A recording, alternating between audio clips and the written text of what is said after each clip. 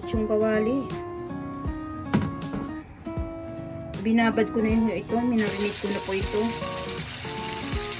Ayan. Ito na lang po natin.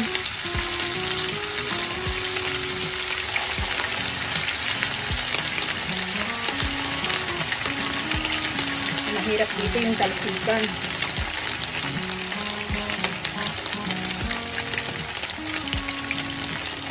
Aray ko po. Tapos ng live mo, saka naman matalsikan naman dito.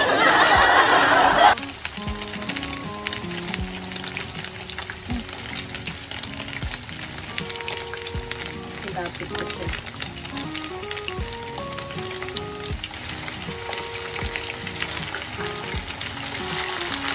Ngayon na lang ito niya.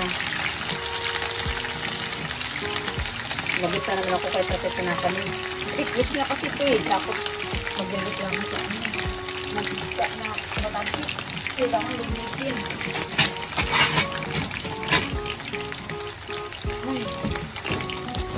Magkuha pa muna. Kailangan natin to para sa mantika, mga palangga. Magtatalsik-talsik. Mag-observe siya ng mantika. Gulat siguro ng kapitbahay ko, madaling araw ako nagluluto. Binon aswang ako. Just lang. Yan, itabi lang natin sa dyan. Kasi pag mahina na siya, ibig sabihin, luto na yan.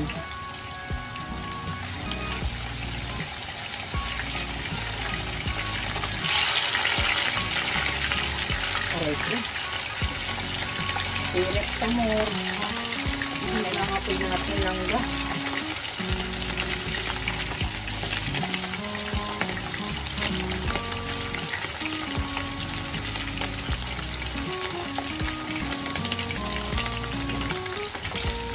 Punasin natin yung masiki.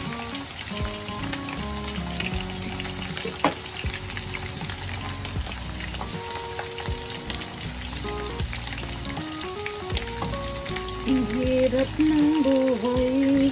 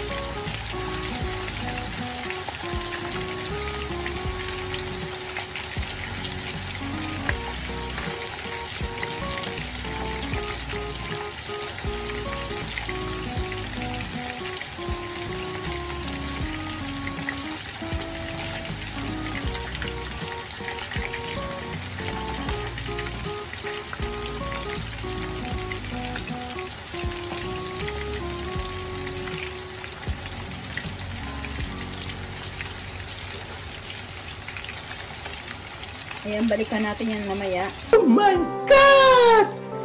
Wow! Ayan mga langga, mahina lang apoy natin dyan ha. Ayan natin siyang matoasted. At syempre, balik-tarin din natin.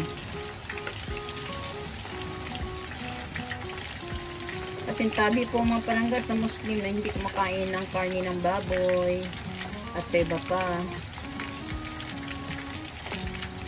Kuha na lang ako ng strainer para yung mantika niya.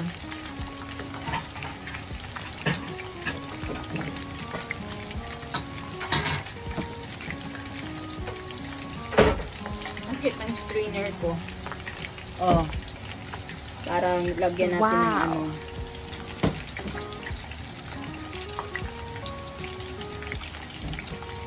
Ayan. Lagay natin sa dyan. Pangalawang prito ito lang mamaya.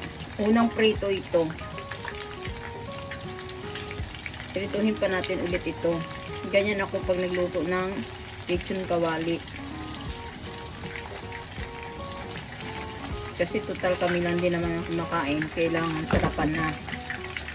Diba?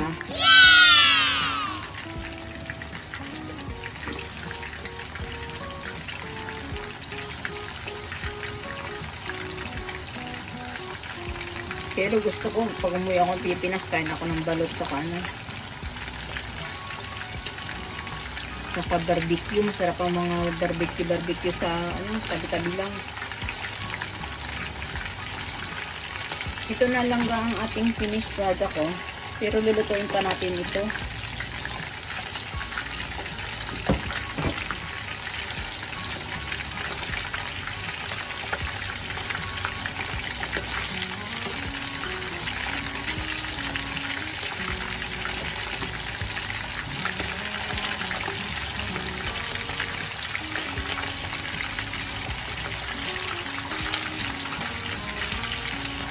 Ayan, mag-live shout out para sa inyong mga palangga.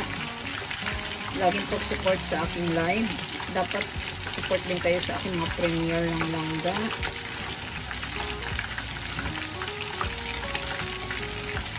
Ayan. May nabuo na tayo dito ganito. Pero lulutuin pa natin to mga palangga.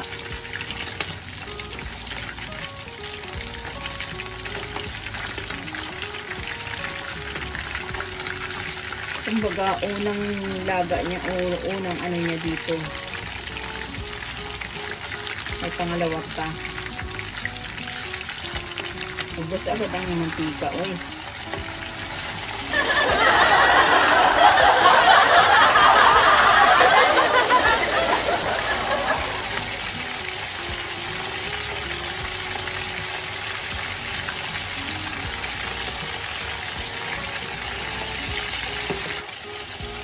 Ayan, isasalin muna natin yung ating kanilang pinano sa strainer. Ito, isalin muna natin dito para mag-alak ulit tayo dito. Para hindi sumubuhidaw yung ating lechong kawali. Ayan, transfer muna natin dito. Tingnan nyo mga palangga, iba talaga pag may strainer ka kasi yung mantika niya nandito. Tapos natin ito. Nangipon.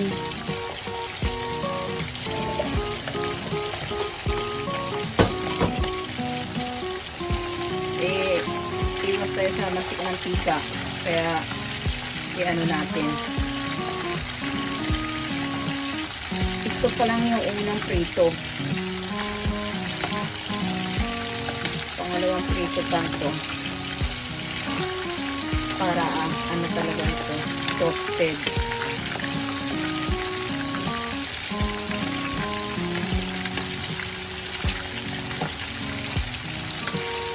Ganyan ako.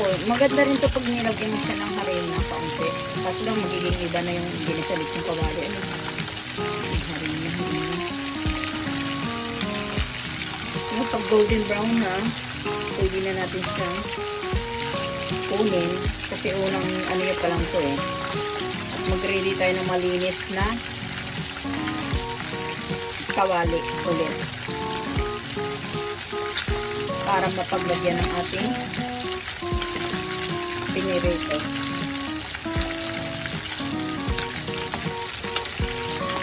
Aray ito.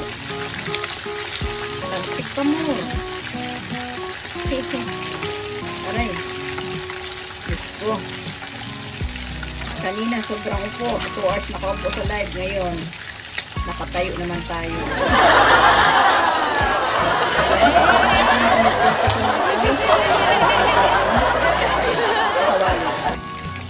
A few moments later. Ayan lang, nagkuha tayo ng bagong kawali. Ayan, malinis. At punasan muna natin itong talsik-talsik na mantika. Ako, malinis pa ako dito.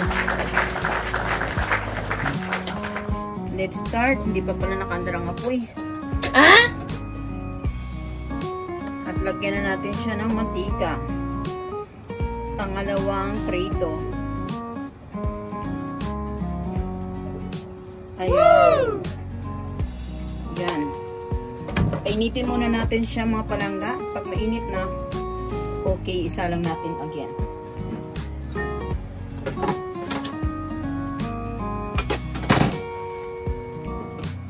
Yan, antay lang natin siyang uminit. At maglinis-linis muna ako sa gilid-gilid dito.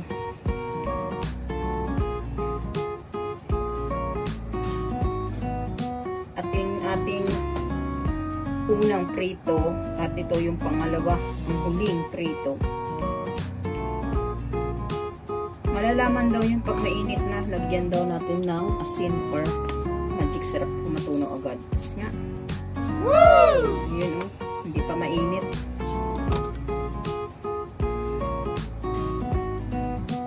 Kasi pag mainit na siya, sumisirit-sirit siya langga. Hindi pa siya sumisirit-sirit, kaya hindi pa siya mainit. Hayaan natin siya muna. Balikan natin mamaya mapalangga. Nangga malamang mainit na ang ating kawali kasi nga nagsirit-sirit yung nilagay natin. Lagay natin nga. Yun o. Ito yung una nating sinalang. Ngayon ay pwede na natin ulit i-prito. At ang maganda dito sa kawali na ito mga palangga, hindi dumidikit. Toasted na toasted siya dyan. Ay lang ko sa apoy sa apoy sa ano ka. Mahirap na. Yung talsik-talsik niya ba. Nasirang kutis natin.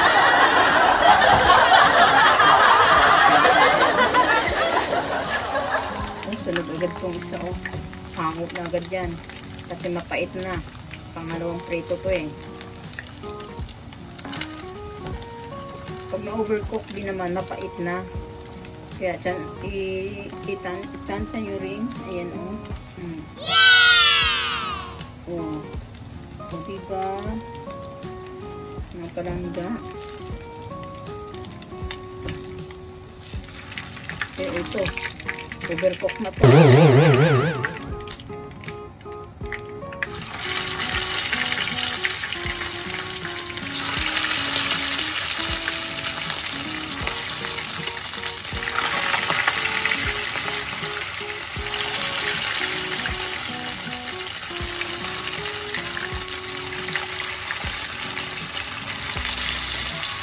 Shout out pala kanina sa live ko. Ayan, nilagay ko na yung mga bananas ninyo. Yung process na, wag na kayong magmisda. Tigil muna. Ay, ito, init.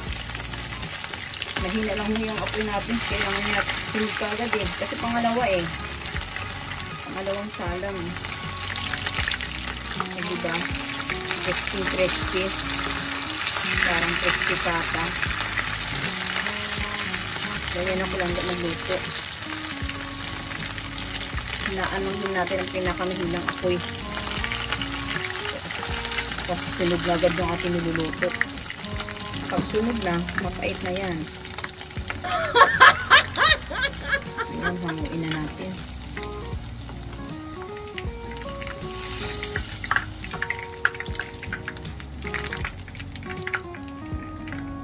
Kasi siyempre, pinatagal natin na maging mainit ang mantika eh.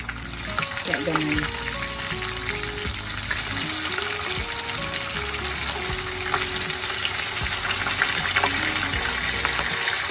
Ito po.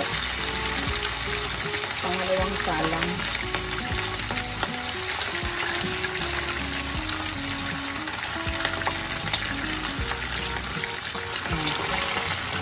Mahina lang apoy natin at ito na yung mahango natin kanina sa sa perito natin. Tingnan natin na maigi kasi automatic sunog eh. Mahina lang apoy po eh.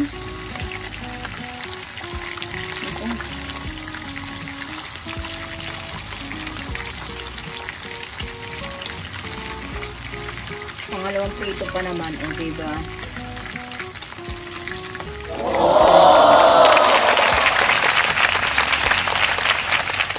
Ano langga, ang aking lechong kawali. Ano sa paningin ninyo langga? Wow! Hindi yan sunog. Toasted lang. Suka na may sili. Hindi na ako umano ng Mang Tomas. Huwag na.